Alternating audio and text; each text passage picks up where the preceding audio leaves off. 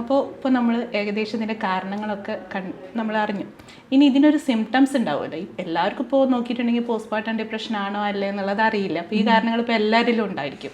പക്ഷേ എങ്ങനെയാണ് postmortem depression ആണെന്നുള്ളത് ഐഡൻറ്റിഫൈ ചെയ്യുക?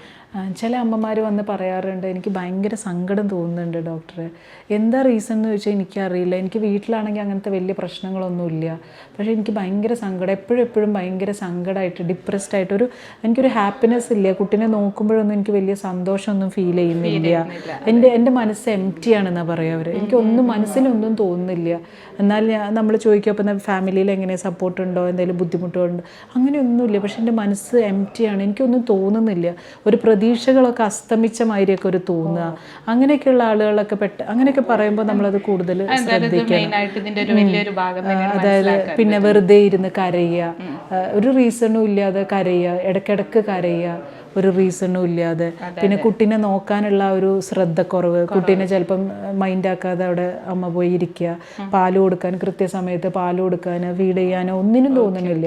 കുട്ടിയുടെ ഓരോരോ ഡെവലപ്മെന്റ് ഒന്നും അറിയാനോ എൻജോയ് ചെയ്യാൻ കഴിയാത്ത ഒരവസ്ഥ. അതായത് എൻ്റെ കുട്ടി വളരുന്നുണ്ട്, എൻ്റെ കുട്ടിക്ക് ഇത് ചെയ്തു കൊടുക്കണം, ഒരമ്മയ്ക്ക് ഇങ്ങനെ കുട്ടിയുടെ ഓരോരോ മിനിറ്റും ചിലപ്പോൾ ഭയങ്കര എൻജോയ് ചെയ്യേണ്ട ഒരു അങ്ങനെയൊക്കെയുള്ള സന്ദർഭത്തിലൊക്കെ അല്ലാതെ ഒരാൾ മാറിയിരിക്കുക, കരഞ്ഞുകൊണ്ടിരിക്കുക, അല്ലെങ്കിൽ സങ്കടം വന്നുകൊണ്ടിരിക്കുക, അങ്ങനെയൊക്കെയാണെന്നുണ്ടെങ്കിൽ നമ്മൾ പോസ്റ്റ്മോർട്ടം ഡിപ്രഷൻ സസ്പെക്ട് ചെയ്യണം. പിന്നെ ചില ആൾക്കാരിൽ അത് ഭയങ്കര ആൻസൈറ്റി ആയിട്ടാണ് കാണിക്കുക, ഭയങ്കരമായിട്ട് ഉത്കണ്ഠ, എന്താവും ശരിയാണോ, കുട്ടീനെ നോക്കുന്നത് ശരിയാണോ, അങ്ങനെയൊക്കെ ആയിട്ട് കാര്യം. ചില ആളുകളിൽ അത് ഉറക്കക്കുറവായിട്ടും പ്രകടിപ്പിക്കാറുണ്ട്. ഉറക്കം കിട്ടുന്നില്ല, എത്രയായിട്ടും ഉറക്കം കിട്ടുന്നില്ല, ഉറക്കക്കുറവൊരു സൈൻ ആൻഡ് സിംറ്റമാണ്. ചില ആളുകളിൽ അത് ഭക്ഷണം കഴിക്കാൻ തോന്നുന്നില്ല, സ്വന്തം കാര്യങ്ങൾ ചെയ്യാൻ തോന്നുന്നില്ല, ഹൈജീൻ പാലിക്കാൻ തോന്നുന്നില്ല, അങ്ങനെ ഒന്നും സ്വന്തം കാര്യങ്ങൾ ചെയ്യാൻ പോലും ഉള്ള ഒരു ഇൻട്രസ്റ്റ് ഇല്ല, ലാക്ക് ഓഫ് ഇൻട്രസ്റ്റ്.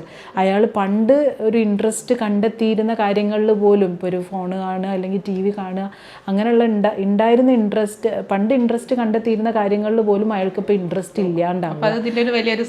അങ്ങനെയൊക്കെ കണ്ടു കഴിഞ്ഞാൽ നിങ്ങൾക്കോ അല്ലെങ്കിൽ നിങ്ങളുടെ പരിചയക്കാർക്കോ അങ്ങനെയൊക്കെ തോന്നിക്കഴിഞ്ഞാൽ ഡോക്ടറിനെ അപ്രോച്ച് ചെയ്യുക. പിന്നെ ചില ആൾക്കാർ ഭയങ്കരമായിട്ട് തിന്നൽ കുറവുള്ള ആൾക്കാരുണ്ട്, തിന്നുന്ന ആൾക്കാരുണ്ട്. ഉത്കണ്ഠ കാരണം, ആൻസൈറ്റി കാരണം ഭയങ്കരമായിട്ട് ഫുഡ് കഴിച്ചുകൊണ്ടിരിക്കുക. പിന്നെ നമ്മൾ ഈ പറഞ്ഞ മാതിരി അൺവാണ്ടഡ് വെറീസ്, ആൻസൈറ്റി, പിന്നെ ആങ്കർ, പെട്ടെന്ന് ചെറിയ കാര്യങ്ങൾക്ക് പോലും ദേഷ്യം വരിക, അങ്ങനെയൊക്കെ വരുന്ന പേഷ്യൻസ് ഉണ്ട്. ഡോക്ടർ, എനിക്ക് ഡെലിവറി കഴിഞ്ഞിട്ട് ഇപ്പോൾ എനിക്ക് ചെറിയൊരു കാര്യം, കുട്ടി ഒന്ന് കരയണത് കേട്ടാലോ അല്ലെങ്കിൽ എൻ്റെ മൂത്ത കുട്ടി ഒന്ന് എന്തെങ്കിലും പറഞ്ഞാൽ തന്നെ എനിക്ക് ദേഷ്യം വരും. ഹസ്ബൻഡ് എന്തെങ്കിലും പറഞ്ഞാൽ തന്നെ എനിക്ക് പെട്ടെന്ന് ദേഷ്യം വരും. അപ്പോൾ നമ്മൾ ചോദിച്ചു, നിങ്ങൾ മുമ്പ് അങ്ങനെയുള്ള ആൾക്കാരാണ്? അല്ലല്ല, മുമ്പ് ഞാൻ അങ്ങനെ അല്ലായിരുന്നു, എനിക്കിപ്പോൾ എന്ത് കേട്ടാലും ദേഷ്യം വരും, ഹസ്ബൻഡ് എന്തെങ്കിലും പറഞ്ഞാൽ ദേഷ്യം വരും, അങ്ങനെ ദേഷ്യം, ഭയങ്കരമായിട്ട് ദേഷ്യം.